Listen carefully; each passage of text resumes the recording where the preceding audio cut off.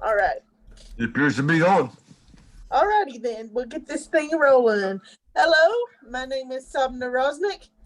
Welcome to our second poetry reading. I'm calling them the AAE readings because it's just a funner name than what I had before.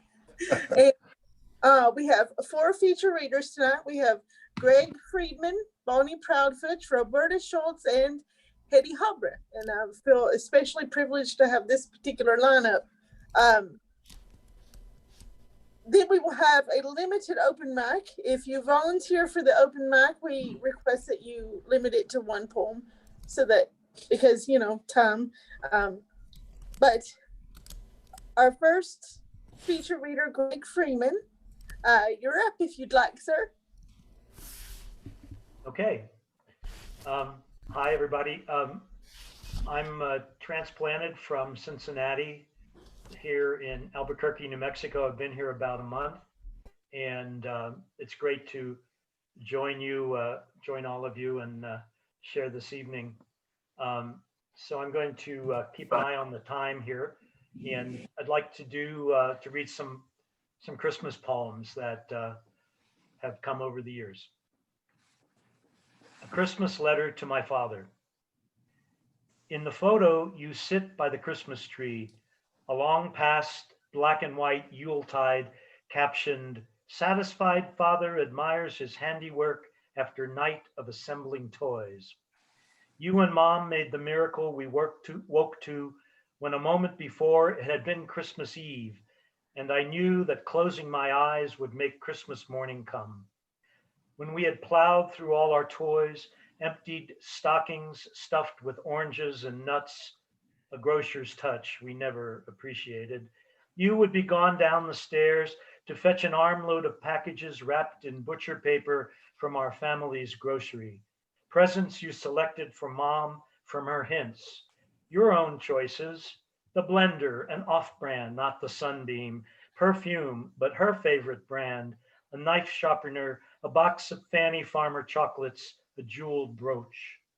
In so many Christmas photos, we both age, change styles, until contented with your walker, you sit watching yet another Christmas unfold. Sickness has visited your frame, but the weariness etched by pain is the only hint you allow the cancer beneath the look of satisfaction that endures. Now, on other Christmas mornings, we coax grandchildren in a flurry of unwrapping, hold up our sweaters, too large but tasteful, and hope that our exchange of love retains your thoughtful brown paper touch. The empty space must speak eloquently, holding in its arms the overflow of memories we unwrap without you.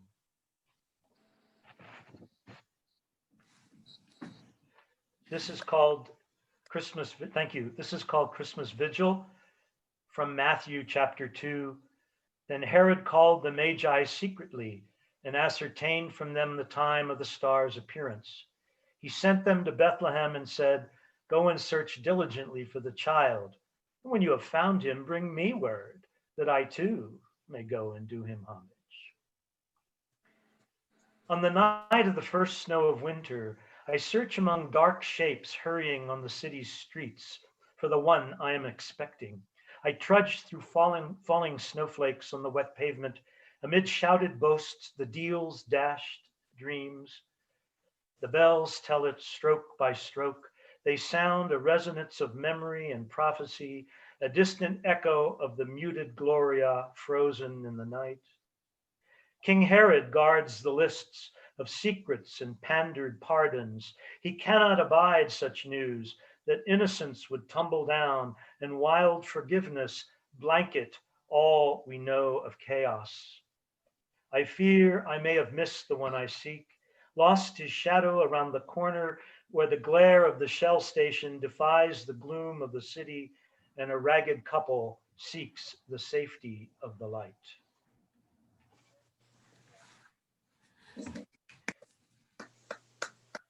Thanks.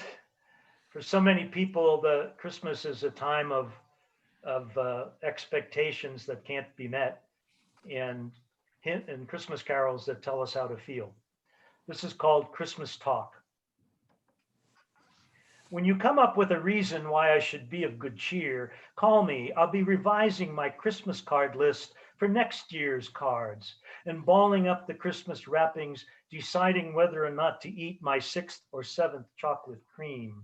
I've run out of greetings. My verses are stuck like old Christmas candy, hardened sweetness in a mass of stale sugar, and the dry needles fall where the twinkling expectations blinked out not long ago. Is it really all of a sudden a wonderful life?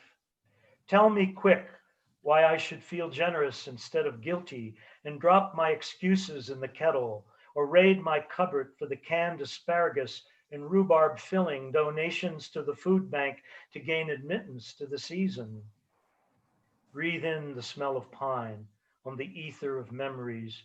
Recall a small boy's vision of lights while from inside his grandma's house, Christmas carols played on her new hi-fi and the frozen air was not poisoned with regrets. The music box inside the plastic church still plays Silent Night as the tiny crushed figures balance on the cotton snow where he once placed each so carefully to view the child in the straw. So hurry, make me a reason to rejoice, ease my foot into the tight new shoes, or help me wear the garish shades of a Christmas sweater I'd never choose myself. I have too much to dismay for me to rest merry on command. And my last one is called Reboot, and this is for my friend Chuck Stringer, with thanks for inspiration and help.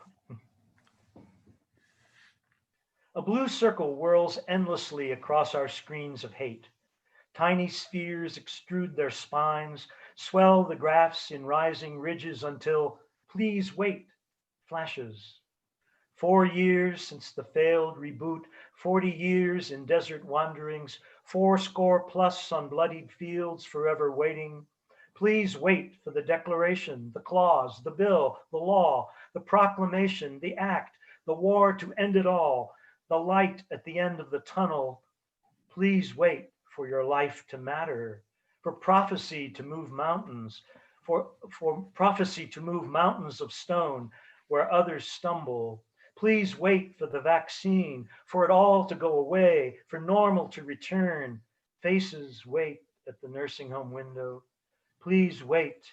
We search for the error message, the help screen, a faceless online chat with the watchmaker who seems on hold this morning until reboot, says the shaman, the poet, the ancient prophet. It's time for deserts to bloom and strangers to stream to the mountain.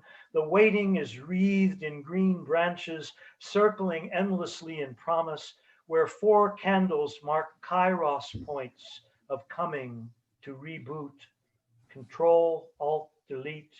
Spirit breath, reveal radical imagining on Jericho's road, where we cross the unsafe distance of angry bridges, brave the fists of fear, and learn to traverse time when Zoom-bound energies emerge from behind our quarantine walls and conjure Samaritans stopping to bind wounded enemies. Find a neighbor there. Thank you.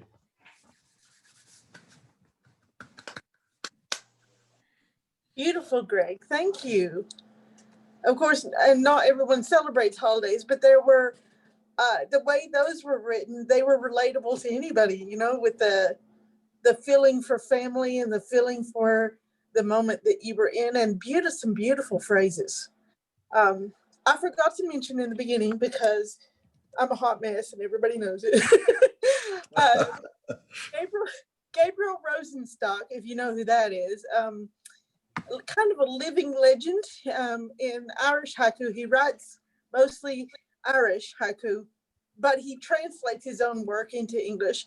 He has offered for everybody who comes to this reading a free ebook of some of his haiku, and you will find the link to that ebook close to the beginning of the chat, because I put it in there while Greg was reading. So be sure to grab that before you leave.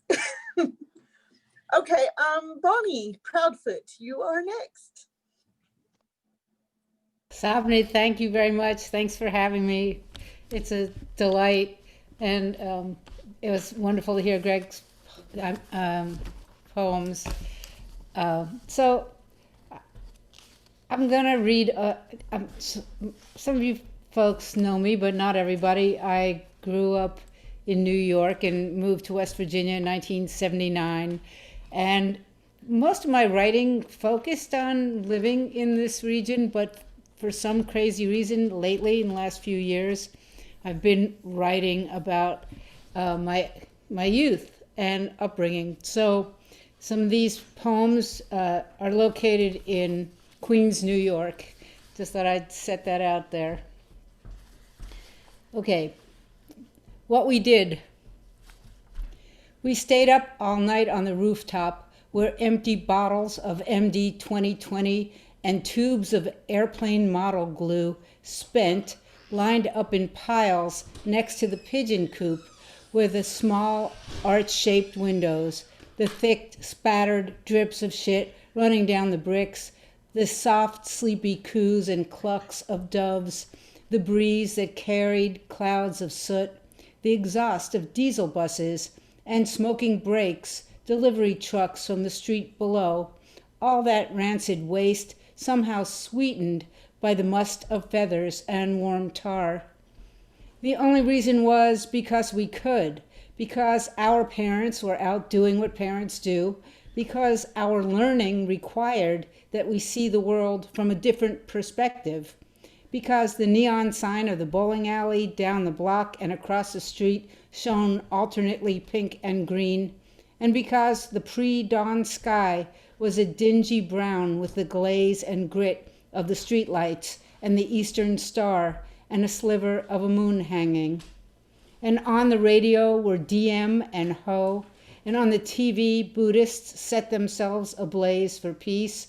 But for us, it was nothing but spray paint and red brick and plywood, and how good and bad became confused with each other in ways we couldn't reach or wouldn't have known how to talk about.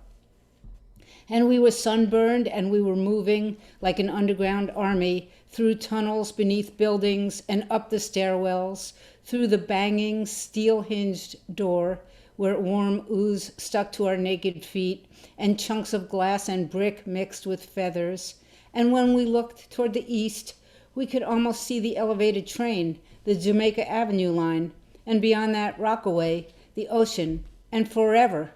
And we could turn the radio up as loud as we wanted, this house of the rising sun, this sun that burned through the distant haze. And we spread dirty sheets on that sullied ground, and after making art, we looked at the sky. So that's growing up in Queens. Here's a poem called Playland. It takes place, well, you'll hear, at Rye Playland, which is an amusement park. I am hiding in the public restroom at Rye Playland because the world is spinning like a tilt-a-whirl, not a Ferris wheel. The view from the bathroom is not that elevated. The pattern on the floor is mostly black and white tiles in the shape of hexagons, 6 whites like flower petals, or seats in the Mad Hatter's teacup ride, revolving around a little black hexagon, surrounded. This pattern should stand still, but instead it contracts and expands like the Hall of Mirrors. Or maybe it is my brain right now, a disco ball right now. Step right up and party down. What am I thinking? Everything here is sort of familiar and sort of shady, like a parallel universe where anything is possible, but also not quite what it seems. Through the hazy cobwebs on the stall window, the full moon, like a mother, sees it all. Most of my so-called friends are still on the boardwalk, smoking Camels and drinking Schlitz beer, though soon enough They may send someone to check on me. And the floor revolves like dozens of pretty pinwheels, long drags glowing red at the tip of menthol cigarettes take my breath away. Warm beer from cans tastes like sweat and boys. Bare bulbs and streetlights turn into sparklers as moths beat the air with their wings. It is almost the end of summer. The return buses are idling in the parking lot. None of those bus drivers care if I don't get on. That's our beats. Okay, here's a poem I recently wrote about my grandmother. It's called How Many Pages of Photographs? How many pages of photographs do you have to flip through to get to the one you remember her by? That one, the picture with the roses, sitting off her feet for once in her endless day of endless housework. That one. Her hair black as a raven, streaked with thin magical streamers of silver, pointy black glasses with little dots of rhinestones that looked like they were meant for someone who went to the beauty parlor. And I did follow her there sometimes, waiting, trying not to stare at blue-haired ladies whose hair was rolled and pinned in graceful swirls, whose pink smocks hung loosely over pearl necklaces, whose arms bore blue numbers that could never be washed clean.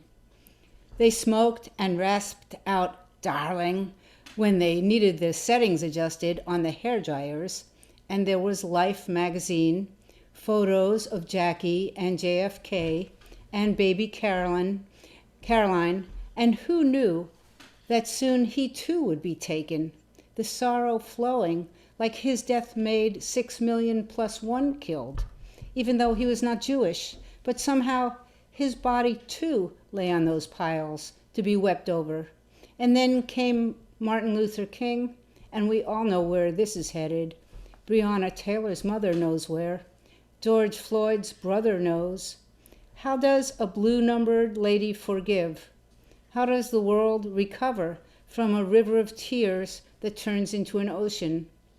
Forgiveness knocks like a beggar. We have so much grief to offer, but it will not find its way in.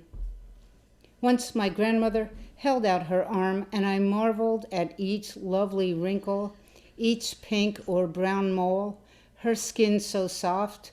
But now the river of tears holds it all the ashes of the past. Not another one gone. Tamir Rice, not again. I think I'll read a couple more. This one is called Superpowers. It's again about my grandmother. And it's a little bit longish. And then I'll read one after that. Superpowers. If all of my thoughts have been thought before, who was the one who thought them? Probably it was some stranger, but maybe not. Maybe it was someone I knew, or maybe someone I loved so hard that she is actually a part of me, like my grandmother, who came by on poker nights. Maybe I inhaled her, like the smoke from the tip of her parliament, or I ate her up like a slice of her pound cake with lemon drizzle icing. And my superpowers?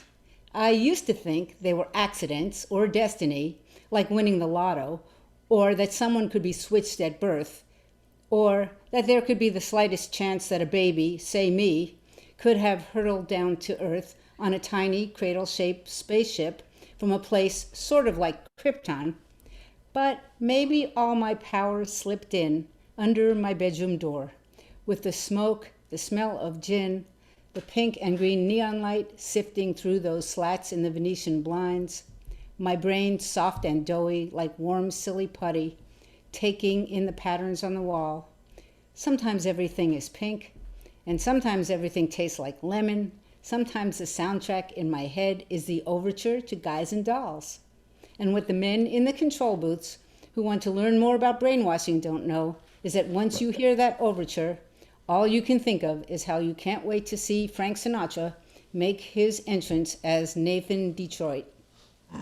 And of course, one day I see myself in my 60s, for crying out loud, seated at my dining room table, facing my own grown children, using some of my superpowers to count the face cards and take tricks, to know exactly where the line is between luck and skill. And these fingers of mine start to fuss for an invisible cigarette, though there is none in sight. And I know that the odds are good, that life will betray them, that their bodies will betray them, that winning flashes off and on like a lotto sign, and that I, who at age 6 dressed up to trick or treat as a Parliament flip-top box, all white and blue and glowing, I will betray them too. I who cracked open the egg and hopped the train, and they who filled pickup trucks with sleeping bags and hit the road. But for now, I am here, the dealer, my elder son on my right, thinking things like, luck be a lady, and wash the cards, thinking, shine the bat signal, spin out that web, go ahead, cut 'em. And that's superpowers. And I'm going to read one more poem. And again, thank you so much. I'm excited to hear everybody else. So this is a new poem. And this is locally focused. And for those of you who don't know, I live in Athens, Ohio, right on Route 50. There's an awful lot of fracking going on in the area, and a big old pipeline that they're trying to put in West Virginia. And I've made this trip back and forth across West Virginia many, many times to visit friends. And every time I take the trip on Route 50 across West Virginia, I see more gas wells and more oil derricks and more pipes stacked up to be dug in and transport all this natural gas that is being fracked out of the ground. So this is called What Doesn't Kill You. Okay. Weeks after the surgery, after the sling came off and the stitches started to dissolve in layers of epidermis under her breast, the radiation started. After that, chemo for a year, as soon as she can take it. What doesn't kill you makes you stronger, say some, probably folks who never had to watch this kind of cure or watch a body be ravaged like this. We live in Cancer Valley, Teflon in the water, cattle belly up, and no one wants to admit exactly how all this shit got into everything. But now it is seeping into the pores of friends and family, and hurt expands exponentially out from the streams to the mountaintops where we can really see the scene of the crime as we go speeding past. Giant drills buzz in the night and someone's tap drips poison. It is a growing game of chance. We know that we are playing with a rigged deck, that the dealer holds all the cards. On the way to Fairmont, the leaves fall and we can see Route 50 burn. License plates from Texas and Oklahoma charge past. Under the earth, the ground shakes, and just beyond, the land is pocked and cracked like a scar. What doesn't make you stronger can also kill you. It will not be pretty. At the Shell station, everyone mentions the pipeline as if it is the yellow brick road. Thank you. Wow. I've been doing the sign language applause because it's Zoom, but that last one was amazing. And what I really like about your writing is your images are so clear, like description is your thing. And you were talking about your grandmother and it reminded me so much of mine. It must just be that generation, I guess. I hope everybody has time, because I know whenever you're actually reading, you have to focus on the page that you're reading. But while you are reading, people are saying beautiful things about you in the chat. And I hope that everybody has a chance to go back and read all those lovely things that people are saying in the chat about what you are reading. Roberta Schultz, you are our next one. Thanks, Sabne. I'm going to be reading tonight from my chapbook Touchstones. I usually call my chapbooks much longer titles than a two-syllable word, but all the poems seem to be either people or places or practices that I go back to in times of trouble. So I decided to call it Touchstones. And a touchstone is a real thing too. I tend to be a literal person. Sometimes it is an actual stone for testing the quality of gold. So it has a double meaning. And I'm going to start with the title poem, which is Touchstone. After Sweat Lodge, MJ explains bear medicine to the circle of women gathered at retreat. Drums pound Ojibwe songs about feathers dancing. Na, na, nay, na. Give each other something you hold dear, she says. I pass my Turkish necklace to the woman just left of my elbow, who cradles a crusty rock crisscrossed with petroglyphs. Novenas rush to my lips in offering for the rope of beads. I release ornament, yet rosary. Giveaway loosens one noose of attachment. New prayers rub sandstone litanies against my fingertips. MJ burns tobacco and sage for the elk-hide drums, whispers spirit beings, while we chant invocables.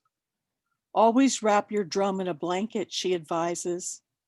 I press cool blessings into calluses that no longer yearn. Close wounds in my chest with healing steam that rises from my throat in uvulations. The second poem is called Song. Thank you. I'm a songwriter, and songs are always a touchstone for me. This is After Gift by Judith Hemschemeyer, song. Let me tie this song around your finger. Not now, when the bold print of your life, like a high definition billboard, is reminding, prompting you along, hosts of bright exits announcing every turn.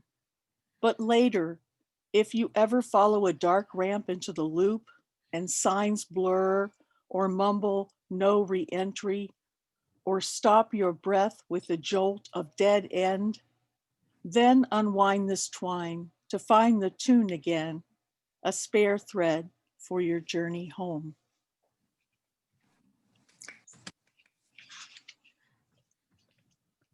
I open Touchstones with an ode to prayer, because prayer is a touchstone for a lot of people in times of trouble. And since it's an ode, I addressed it directly to prayer. Ode to Prayer. Plain song in ancient unison. Chant invocables. Little grunt with stomps and dance. Memorize ritual from ordained tongues. One low growl sung in Sanskrit. You do not cure cancer or change final numbers on a scoreboard. Still, the point guard kisses her medal, the quarterback takes a knee, fingers rub woven fabric on tiny dolls, slide over beads segmented like slick scarabs. Do you remember blood sacrifice? Now you settle for so little. Pilgrim rocks scattered on the gravesite, desperate petitions forged in foxholes. Quiet tug at the dream catcher slung casually from my rearview mirror.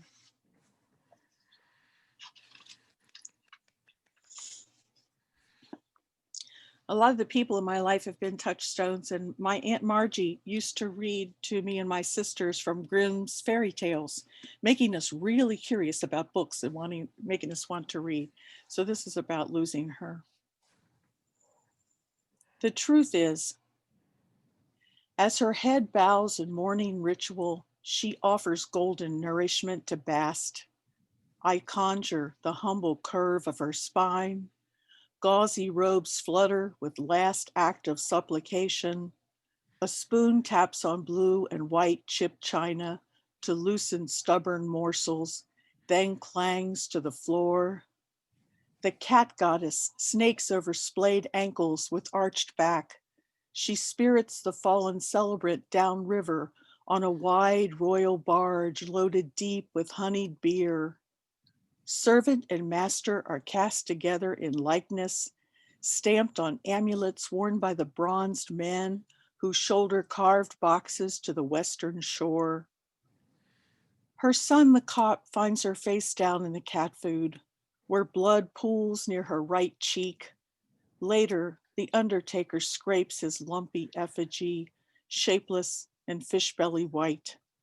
Botched work mocks memory of her baby doll voice, that jingle like charm bracelets dangled from a rearview mirror.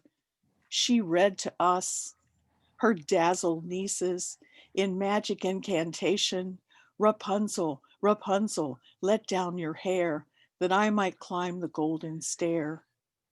Pouting lipstick, bright red, she was part Brigitte Bardot, part Marilyn in bikinis and pearls that framed our dress-up days. We plumped cups of her old strapless gowns with tissues, strutted around, faces and nails painted to match in wayward pinks and savage purples, while she plunked on a gray guitar, way down in Columbus, Georgia.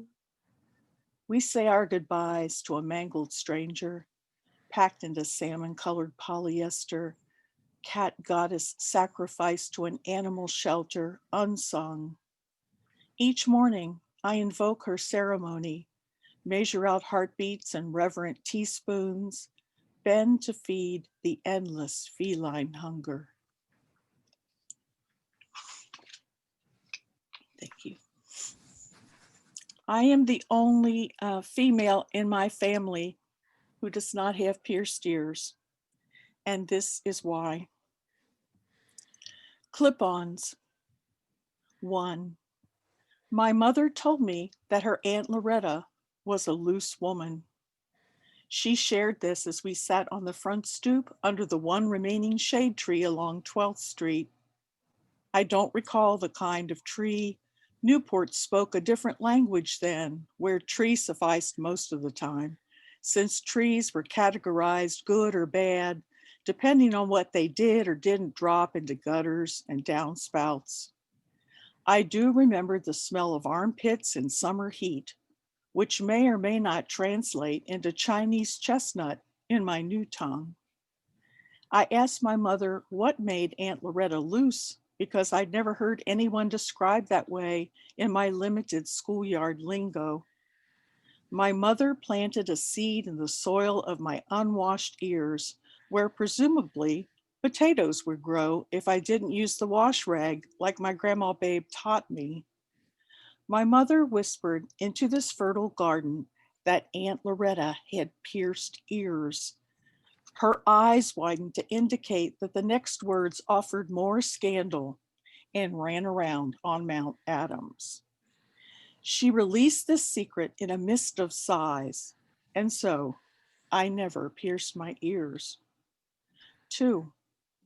My sister combs the bins at yard sales to bring me costume jewelry from a time gone by.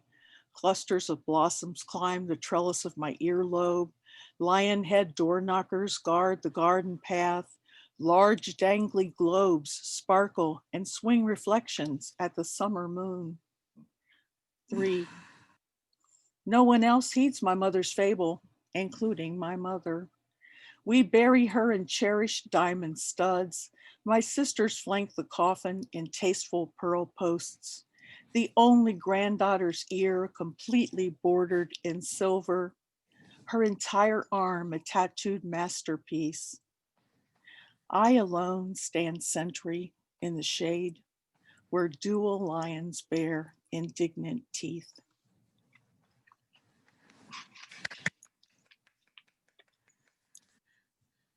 This next poem is a golden shovel, and that is where you take a quote from another writer.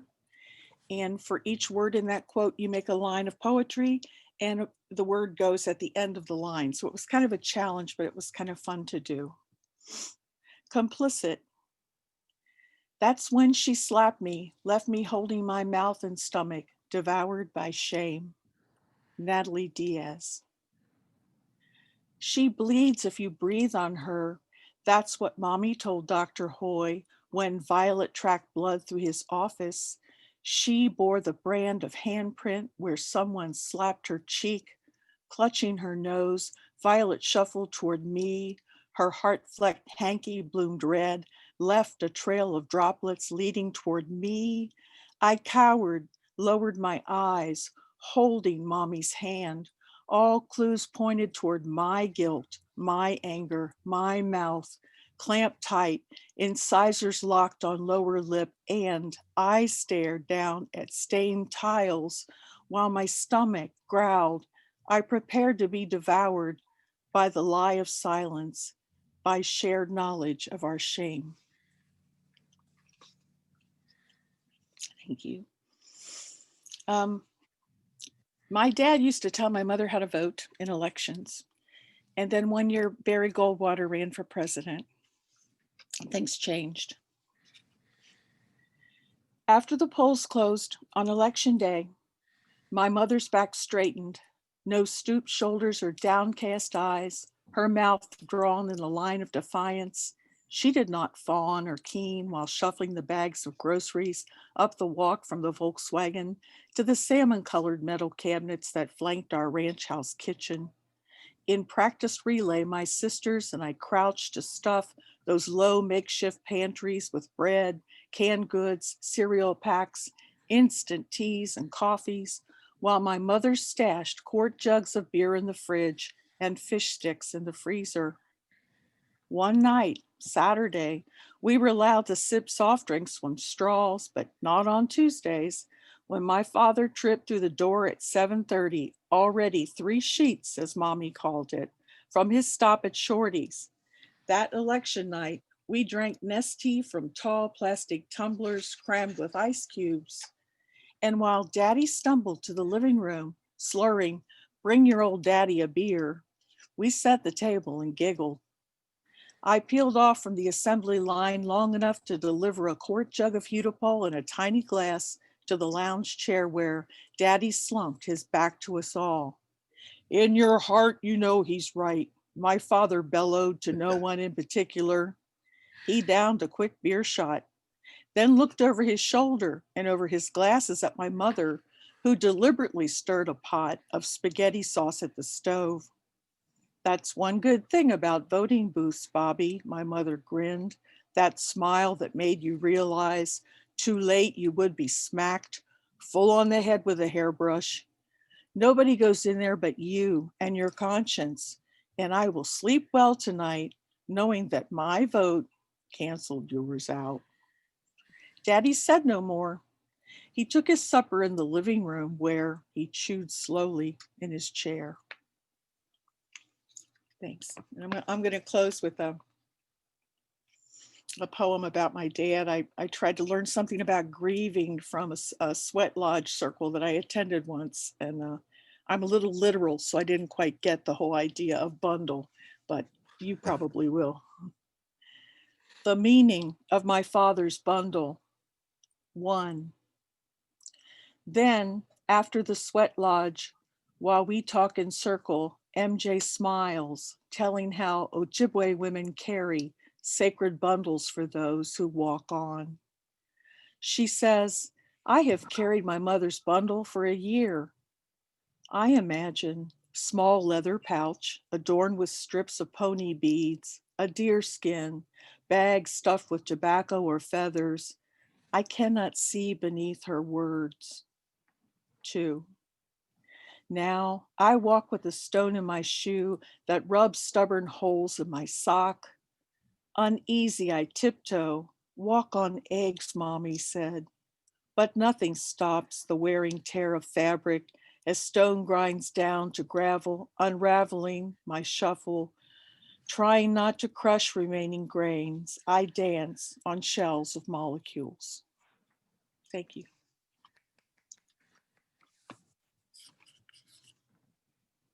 If you didn't pick up on it, Roberta is also from the Cincinnati area, and she is a drummer, which comes through in her work because not only does she mention music and stuff a lot, as you noticed, but it's also in the music of the poem itself.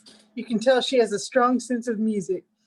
I was wondering, are you Ojibwe? I am not. I had spent some time with Dennis Banks in Sacred Run, and he was an Ojibwe. But I do have a great grandfather who's Blackfoot. Oh, okay. Well, So- I'm Cherokee on one side, so welcome. Okay. Thank you. I was mostly raised by the Cherokee side, so I guess I identify with it more than the European side. But yeah. Also, what's the name of your band again? Let everybody know. Raison d'etre, reason for being. Yes. All right. So you be sure to look her up because they're pretty fantastic. Oh, thank you. Thank you. Our next reader is Hetty Habra from Michigan. Hi, everybody, and thanks, Sabni, for inviting me. It has been a pleasure to listen to these wonderful voices. It's a tough act to follow. I will be reading some poems from my latest collection titled The Taste of the Earth. And I live in Michigan. I've been in Kalamazoo for 39 years. And I'm originally from Egypt and Lebanon, where I've lived till the onset of the Civil War, and then lived in Europe for several years before I came here.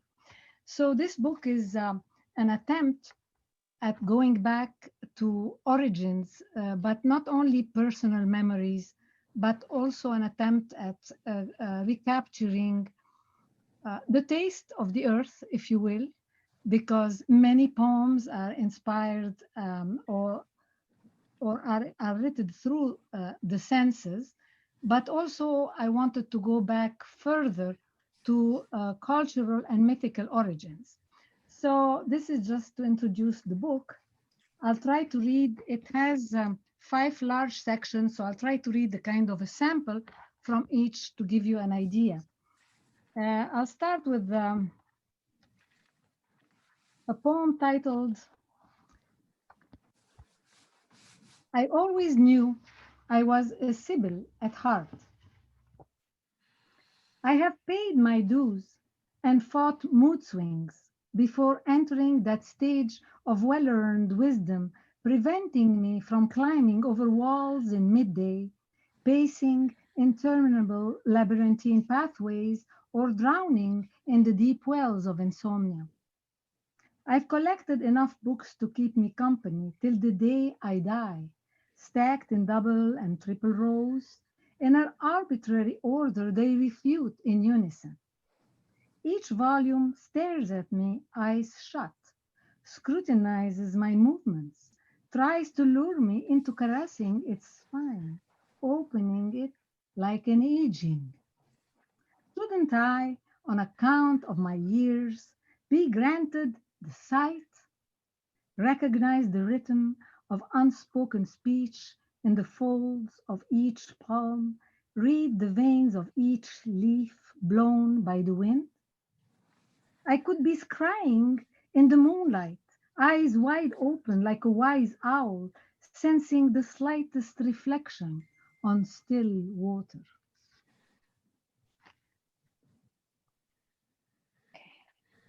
Many of the poems throughout are told from the point of view of an object, inanimate object, a fountain, or a tree. So I'll read one of them. And this one is titled, Once Upon a Time, an Olive Tree. My elders were chopped down and burned, their roots too deep to uproot. Their veins spread shoots, spoke in tongues, mapping the field, an invisible presence throbbing under the earth, thirsting for each raindrop, remembering every bird's trill and nest, the air redolent with blossoms, the smell of grilled skewers, baking stones, freshly roasted coffee, feet stomping the earth with joy, a rhythm of life inscribed in every pore. Will children ever know how much I miss their branches, lacy shadow woven with stories and wisdom? So because I was born in Egypt and raised in Egypt, but spent my summers in Lebanon and then lived in Lebanon, uh, lots of the poems here I divided, take a deep look at either memories from Egypt or Lebanon or those roots they was talking about. So there is a very large section titled Meditations over Phoenician Letters, where I have all the letters printed on the side. And the form that I gave was very short poems, but I was fascinated. Everybody says that our alphabet, uh, we get our alphabet from the Phoenicians, fine. But when I started studying the Phoenician letters, I noticed the resemblance of the sound of each letter with the Arabic words. So it became a kind of a poetic echo with each of these letters in a kind of ekphrastic way. I was inspired by their sound and by their shape. So I'll just read a few of them. Gimel for camel, ships of the desert. Al-Gamal, battling dunes as waves head bent, back curved under chests filled with gold and spices, eyelids heavy with the secrets of Timbuktu. Dalet for door, half open dal, hospitality, leading to Aldar, a heart with open valves, to transfuse friendship, erase boundaries, a steaming stew's scent, welcoming you in. Yod for Yed, a hand for lovers hand in hand, for building, cooking, painting, handshaken in a peace agreement, asking for a daughter's hand, granting her hand. Would a girl's hand always belong to a man? And I continue the Abecedarian for a few pages. And this long poem is titled Meditations over Phoenician Letters. And I have a counterpart that is very extensive, titled Meditations over the Eye of Horus, which I painted on the cover of the book. And I'm going to talk about it in a minute. But since I've read something about the Phoenicians, I'll read a poem about Lebanon. When I left Lebanon in 75, it was really the onset of the war, but there were enough situations. We lost everything, for example, in Lebanon. And so I had recurrent dreams when I was in Europe for several years and also for several years in the States. And this poem is called Recurrent Dream. And it is a special Singaporean form. It's a sort of a sonnet, but it works on the poetics of mirroring. So, recurrent dream.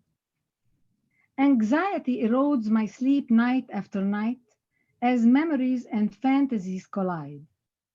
Heartbeats merge, projected onto a screen at full speed, till my heart loses its elasticity, unable to bounce back. A dull horizon appears, flattening waves and desert dunes, a serene landscape without ups and downs, nor a change of seasons, till the screen erupts ablaze. We enter a country torn by civil war, trapped in winding alleys with checkpoints, danger lurking in every corner. I'm back wherefrom I fled decades ago, and now I'm lost, dream after dream, in the wrong neighborhood. I can't ask for a ride home. Home is the enemy. Can't find my way back to safety. Desperate, I realize I'm getting closer to the straight line that accompanies silence. And the next poem is a series of haiku. It's titled No Man's Land. She was gathering thyme on the winding hills of South Lebanon. 2 bullets pinned her to a thorny bush.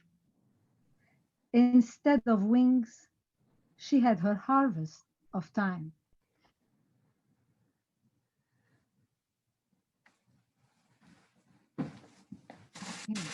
The next poem I'll read is on account of Bonnie, because when she started talking about her grandmother and all, I have so many poems about my mother that I decided I'm going to read this one. It's titled Deeper Than Tattoo, and it has an epigraph by Paul Valéry. Deeper than tattoo. What is most deep is the skin. Paul Valéry. Japanese kintsukuroi fills cracks with gold or silver. Its filigree tells the true story, the way scars map our skin and heart. Shouldn't we unravel the plot behind each hurt, unearth however few gilded threads remain? Take that line on my right knee. Scenes unfold. Back in grad school, about to turn in an essay, unable to get up. Crutches, hot baths, 17 unplanned stitches. My aged mother up and down the stairs, ice packs instantly melting.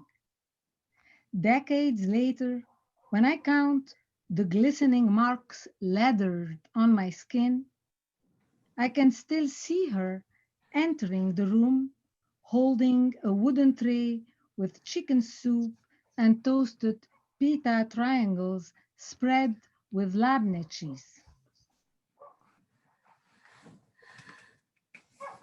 Now I'm about to read one sample, one fragment or section from the meditation over the Eye of Horus. So here is the Eye of Horus, and it was an amulet that for the ancient Egyptians represented the 6 senses. 6 senses, because for the ancient Egyptians, there was a sense of thought. And this poem is titled, it's a very long poem, and it is framed by the 6 senses, and each of the section has several haibuns, a prose poem followed by a haiku, and ends with litanies. So I'm going to read only one section of the inspired by the sense. I'm looking at the time, inspired by the maybe a couple of segments, the sense of thought. And so the eyebrow is the part of the Eye of Horus that symbolizes thought. My mother's perfectly traced eyebrows punctuated her mute directives in a secret language that controlled our pulse. When she'd say, "قلبي كش زي الزبيبة," you have shrunk my heart into a raisin, we feared the next step, that of erasure, with the sempiternal, "دوبتي قلبي," you have melted my heart as sugar dissolves in water. Ancient Egyptians believed the heart to be the seat of consciousness and wisdom. At the final judgment, it was weighed against Maat's ostrich feather to allow the deceased to cross the pathway to the field of reeds. Is this wherefrom we get our sense of love in connection with the heart? Does a thought espouse the rhythm of a heartbeat? When we forgive, don't we feel our heart lighter, freed from the ballast of bitterness and resentment? I'll read another section of the haibuns from the sense of thought. My father placed blessed medals in the foundations of our home in Heliopolis. He made sure to add Kharaza Zar'a, the blue bead, in its four corners. Invisible blue eyes watched over our sleep, but kept him safe only for a few years. Were they asleep when he was on his deathbed? Spells and amulets covered vaults and coffins to ensure Egyptians a safe crossing in their last voyage, oftentimes in couples. Beatrice guided Dante towards his paradisos, higher spheres within the folds of a rose of light. Will love keep hearts pure and light? In which sort of paradise did my parents reunite? Is illicit love a sacrilege in the hereafter? In Thebes, Hatshepsut designed a tunnel between her burial chamber and her advisor's Senemmut, with his name carved on her mortuary temple walls. Was she hoping they would enjoy together eternal breeze? And I think I still have a couple, if I have time. I'm looking at the time. A couple of short ones. Okay, the last section of the book is about the aftermath of violence in the Middle East. And I think you all remember the 2011 when there were lots of hopes and manifestations. Millions walked in the streets, and those Arab Spring movements really did not lead to anything, but they're still going on. It happened in October in Lebanon to no avail, but hope is still there and people are still resisting. So I think I will end with one poem titled, I'd like to write a song of freedom. And because this poem, this book was like 12 years in the making, and I probably have written it in 2012 or so, and it is in this collection. I'd like to write a song of freedom. The daily news defies me, as does the almanac, when early signs of spring sprout in Egypt and Lebanon, budding with innocence. Walls rise, crushing voices with indifference. I'd like to write a song of freedom, a song of songs, merging the dialects of my youth into one heart, and share the lush ruby red petals of Phoenician apples. Syllables fall off the table, lie formless all over the floor, powerless, unable to reunite. How could they concoct an elixir of hope when time and again, in the land of milk and honey, fear settles its motto in streets steeped in carmine ink, where shades wander, forever haunting the site of their bloodshed? Unable to decipher the elusive pattern of unuttered word cluttered between my temples, a heavy armor pressed against my chest, I only feel the lift and pause of the waves surrounding silence. Will I ever learn the language of invisible scars tattooed all over my skin? Thank you.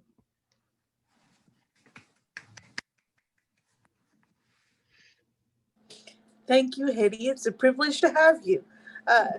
One of the things I really like about your work, because I love to learn about different cultures and I love history, and your work digs through both of those in a very relatable, down-to-earth way. Taste of earth.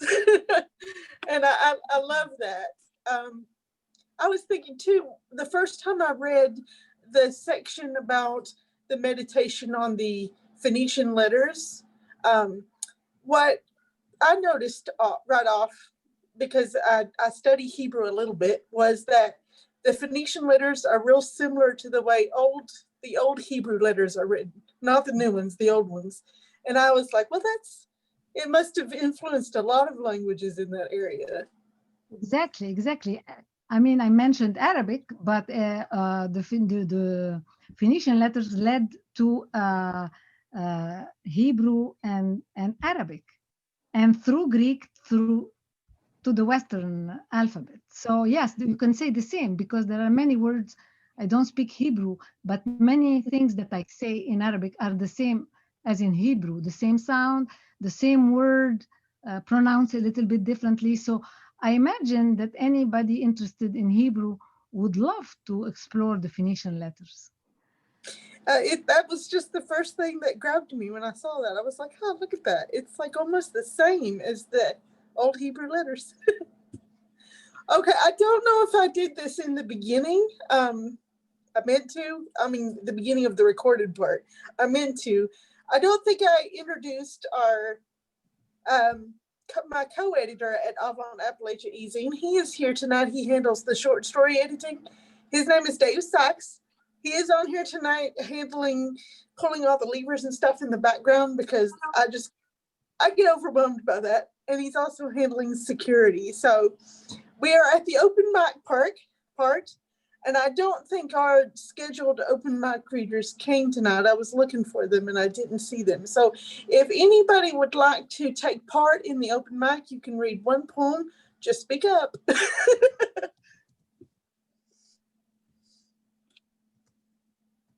And if nobody is brave enough, that's okay too.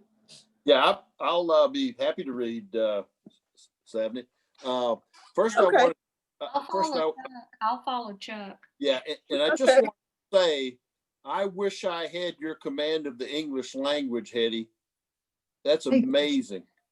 How many languages do you speak? 5. I figured that, but you have an amazing command of the English language.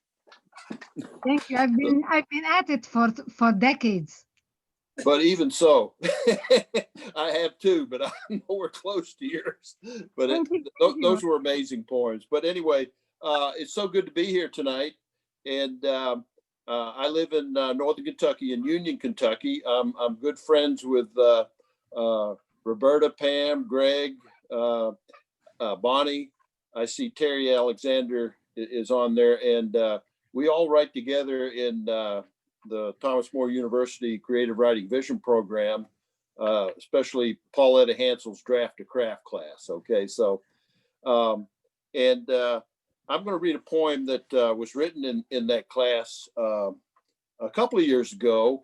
One of the things I love about writing poems is, you start out and you never know where it's going to end up. And the poem is always smarter than the poet. That's a good thing.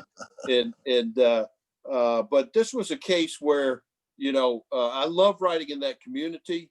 I've been writing in it for 7 years, and alongside Roberta has been there as long. And as we go through the class, every week you may not have a success, but eventually you do. And a couple of years ago, we had been writing in form and abecedarian kind of things, and we've been writing Ars Poeticas, and I wasn't getting anywhere, spinning my wheels. And then we got a prompt where everybody in the class offered up a word, so that I think there ended up being 12 words, everything from petunia to kaleidoscope to machinations, and we were supposed to write a poem employing those 12 words, So I said, well, what am I going to do with that? Well, anyway, I had been thinking a lot about guns in America as well, and a lot of the recent shootings. And I decided to try to enter another persona because my own wasn't doing much good with all this. and I kind of channeled my maternal grandfather, who was an avid gun collector his entire life. He had amassed hundreds of guns. And just a card carrying NRA guy. I have to tell you, I don't own a gun, and I'll never keep one in my home. But I channeled him and ended up writing an Ars Poetica abecedarian that uses a lot of metaphors from guns, and it's called Ars Poetica a shadow manifesto. Ammunition isn't the problem. There's every kind and caliber of word you might need to blow a hole in this crazy world. Soft point, flat point, hollow point, well, you get the dire point. And every Tom, Dick, and Harriet knows that it's easy enough to find the right sentence to grab and load, aim and fire. There's the simple pistol, the double-barrel shotgun, the most complex handheld semi-automatic weapon. Plenty of each readily available, indeed a seemingly endless supply of inventory with just a Google online. Once armed, anyone can crank a turn on the tube of a cold steel kaleidoscope, pause and awe and wonder for a moment, hold breath, line sight, pull trigger. No, the problem isn't words, sentences, lines. The problem is competence, courage, commitment. Let there be no mucking about with bullseyes on paper or the neighbor's petunias at a distance. Learn to hit that nerve in the head or belly that gets your reader's attention. And don't stop there. Offer no truce, accept no surrender, take no prisoners. No Black Widow subject theme, no arachnid persona voice is too strange, too monstrous, too dark. And for God's sake, don't listen if anyone questions your intentions, your ardent machinations. You have an absolute God-given right to write any way you please because you're a hard-working, hard-hitting, hard-suffering, sentient son or daughter of a human being. Now, that's about all I have to say, except under no duress, public or private, I vow that to the best of my ability, I will conduct myself with the utmost attention to these exacting standards. And if you catch me doing otherwise, you should take me out with one of my own poems. Zip up my bloody body in a nameless black bag. Thank you.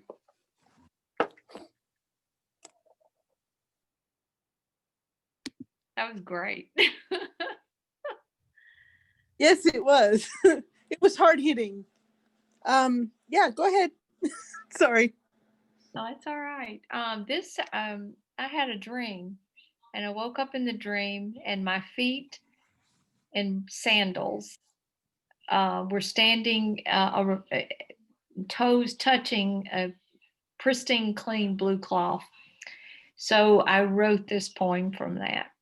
I am shifting sands, wavering mirages, earth packed and cracked, same-sided gait, even-toed ungulate, eyes and nostrils closed to storm, sand scrubbed, purified clarity, cornflower blue, cloud shifting shapes, sky brushing earth, breathing. Thank you. I love that last line. I think Balco wanted to read a poem. Before he does, though, in case you're interested in submitting to Avant Appalachia Easing, I've just now put the link in the chat. It just now occurred to me to do that. So it's there. Okay, Balco, would you like to read? Sure, I just got a little one here. I had to go for an x-ray, and with COVID, I had to go to a whole other county to get there. And something was wrong with my head. I didn't know what it was. So I went to find out. And this is just a story about the x-ray. X-ray went the way of all x-rays, the same yet different, so that this time they shot me through the mouth, through my brain, medulla, and all, to get to the spine. I needed to hold my head up as though I were proud, yet humility bore me down.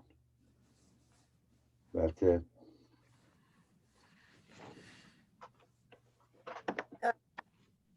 Yeah, I've been having to chase down a medical mystery during this time too, and it's kind of an interesting experience. Everything looks different when you go to a hospital right now.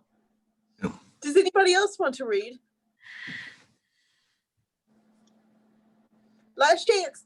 I have one if I could read, if that's allowed. I'm Jessica Ware Bentley. Can you hear me? Yes. Absolutely. Okay.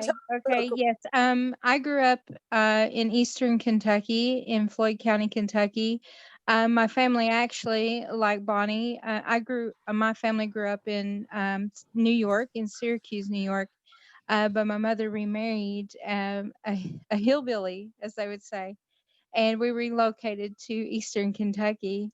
Um, and I was adopted by a family.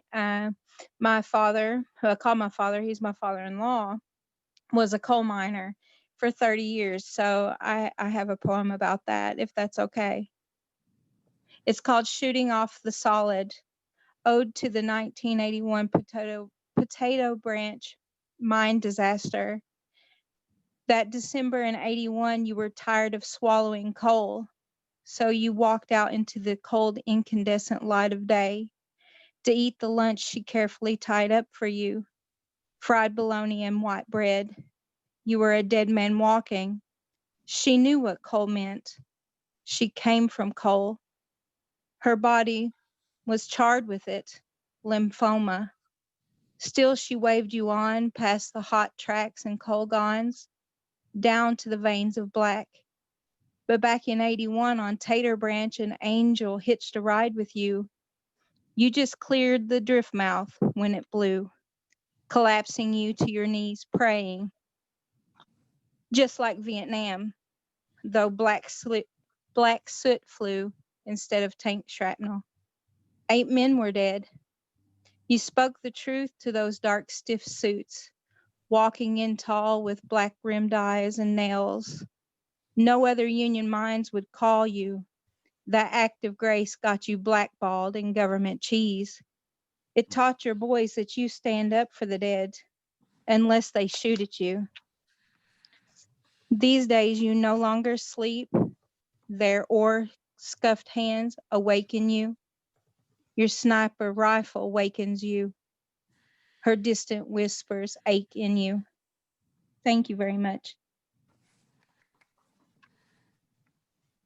Very nice. I'm sure we all relate to that in one way or another.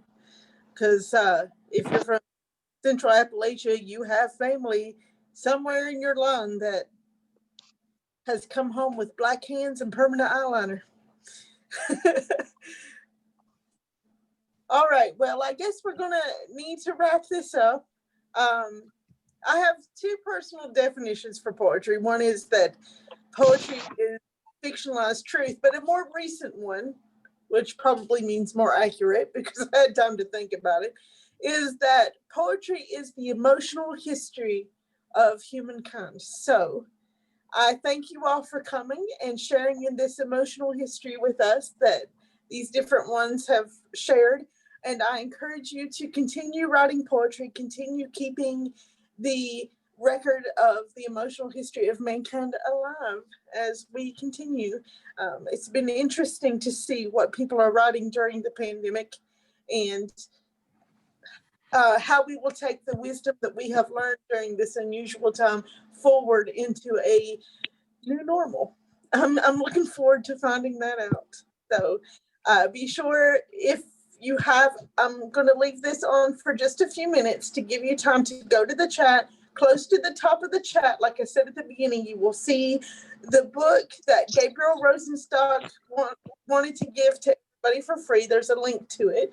Be sure to grab that link before you go. And thank you, Dave, for handling all the and all that for me. So, and again, I thank you all for coming. And you can stop the recording now, Dave. Thank you. And you all can talk amongst yourselves while you take a minute to grab that link in the chat.